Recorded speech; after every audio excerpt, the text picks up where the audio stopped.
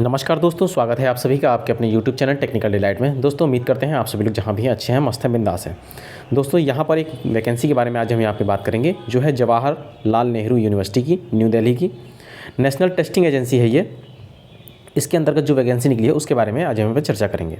आप यहाँ देख सकते हैं एडवर्टाइजमेंट नंबर 1/RC/NT 2023 है। इसमें डिफरेंट पोस्टें दी गई हैं, डिप्टी रजिस्ट्रार, असिस्टेंट रजिस्ट्रार। इसमें जो ITI एंड डिप्लोमा होल्डर्स हैं उनके लिए जो वैकेंसी है उसके बारे में आज हम यहाँ पे देखेंगे। इसके बाद देखिए आप नीचे की तरफ जब आएंगे, MTS की भी पोस्टें हैं यहाँ पे, टोटल 79 पोस्ट अवेलेबल है। उसके बाद देखिए यहाँ पे असिस्टेंट इंजीनियर और उसके बाद जूनियर इंजीनियर की पोस्टें अवेलेबल है। जूनियर इंजीनियर इलेक्ट्रिकल सेक्टर में और असिस्टेंट इंजीनियर आपको चाहिए सिविल सेक्टर में। उसी तरह वर्क असिस्टेंट की पोस्ट भी जो अवेलेबल है ITI होल्डर्स के लिए। उसके बाद ये पोस्टें भी अवेलेबल हैं इंजीनियरिंग अटेंडेंट की, किसके लिए? ITI होल्डर्स के। लिफ्ट एलिवेटर भी ITI होल्डर्स के लिए अवेलेबल है। तो यहाँ पे आप देख सकते हैं इसके लिए असिस्टेंट इंजीनियर एक पोस्ट है, जूनियर इंजीनियर इलेक्ट्रिकल की एक पोस्ट है। उसके बाद वर्क असिस्टेंट की 16 पोस्टें अवेलेबल हैं। यहाँ पे 22 पोस्टें अवेलेबल हैं किसकी? इंजीनियरिंग अटेंडेंट की। उसके बाद लिफ्ट एलिवेटर की 3 पोस्ट यहाँ पे अवेलेबल है। ठीक है, तो इसके लिए क्या क्या क्वालिफिकेशन रहने वाली है उसके बारे में हम देखेंगे। जब आप नीचे की तरफ इस PDF पे आएंगे तो आप यहाँ देखेंगे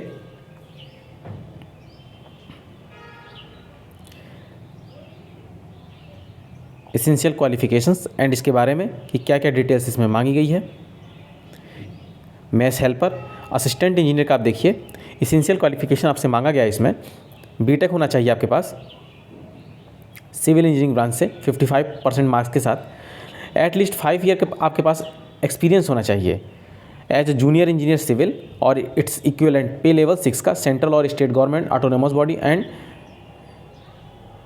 PSU university and recognised institute, इन सबसे रिलेटेड आपके पास एक्सपीरियंस हो। उसके बाद जूनियर इंजीनियर इलेक्ट्रिकल की अगर बात करें तो BTech होना चाहिए आपके पास विथ 1 ईयर एक्सपीरियंस। अदरवाइज आपके पास डिप्लोमा होल्डर हैं तो आपके पास 3 साल का एक्सपीरियंस होना चाहिए किसी भी ऑटोनोमस बॉडी से, चाहे और डिफरेंट स्टेट गवर्नमेंट सेंटर के सेक्टर में, और क्या कहते हैं प्राइवेट कंस्ट्रक्शन कंपनी हो जिसका एनुअल टर्नओवर 200 करोड़ हो, उससे आपका एक्सपीरियंस होना चाहिए। उसके बाद बात करें अगर वर्क असिस्टेंट की, तो वर्क असिस्टेंट में आप देख सकते हैं यहाँ पे वायरमैन, टेलीफोन, कारपेंटर और मैसन ट्रेड है। एसेंशियल क्वालिफिकेशन की बात करें ITI diploma with minimum 2 year duration in relevant field for the government recognised institute. उसके बाद 5 ईयर का आपके पास एक्सपीरियंस होना चाहिए गवर्नमेंट सेक्टर से, ऑटोनोमस बॉडी से, PSU से। 5 year experience with government contractor registered in A class 2 category oblique private company. जैसे आपका कॉन्ट्रैक्टर के थ्रू एक्सपीरियंस होता है तो किस क्लास का वो कॉन्ट्रैक्टर है उसके अंतर्गत का आप एक्सपीरियंस, तो क्लास 2 आपसे यहाँ से मांगा गया है।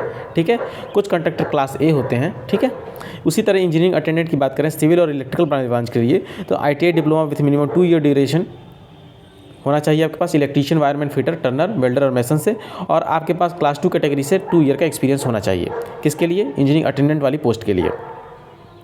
लिफ्ट एलिवेटर की अगर बात करें तो लिफ्ट एलिवेटर के लिए आपको चाहिए ITI diploma with minimum 2 year duration का। उसके बाद आपके पास क्या होना चाहिए? 10th होना चाहिए या लिफ्ट एलिवेटर लाइसेंस हो, लेबर मिनिस्ट्री और स्टेट गवर्नमेंट, सेंट्रल गवर्नमेंट का इशूड हो। Minimum 2 year experience in lift mechanic and lift manufacturing company से आपका होना चाहिए। ये जो टेक्निकल पोस्टें थी उसके बारे में मैंने आपको यहाँ पर बता दिया है।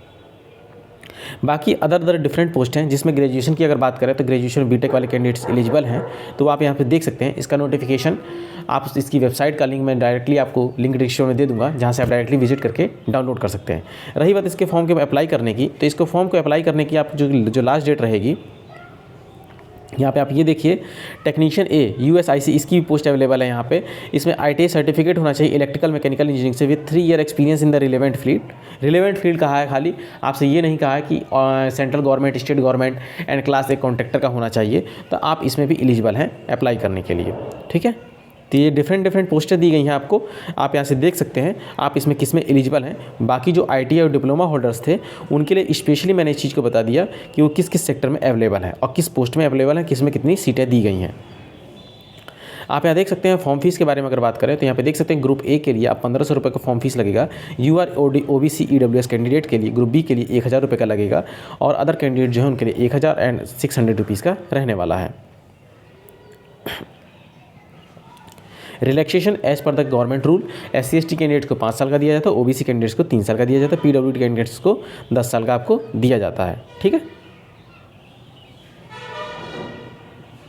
अगर आप किसी PSU सेक्टर से जॉब कर रहे हैं तो उसका आपको क्या करना होगा कि NOC आपको शो करना होगा। जो वेटेज होगा आपका रिटन सेक्टर का वो आप देख सकते हैं, paper first and paper second 70% and the interview personality test का 30%। जो पेपर फर्स्ट होगा वो आपका रिटन होगा जिसका 70% वेटेज होगा, और जो इंटरव्यू होगा उसका 30% वेटेज होगा।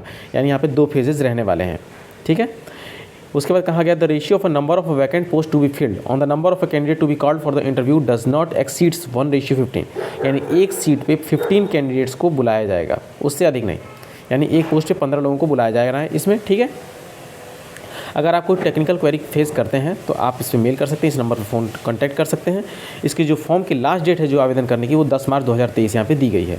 तो इस डेट से पहले अगर आप एलिजिबल हैं, सारे एलिजिबिलिटी क्राइटेरिया को फुलफिल करते हैं, तो आप इसको 10 मार्च से पहले आवेदन कर सकते हैं। अगर ये वीडियो आपके लिए हेल्पफुल है, आपको पसंद आता है, तो वीडियो को लाइक करें, चैनल को सब्सक्राइब करें, अपने दोस्तों में शेयर करना ना भूलें।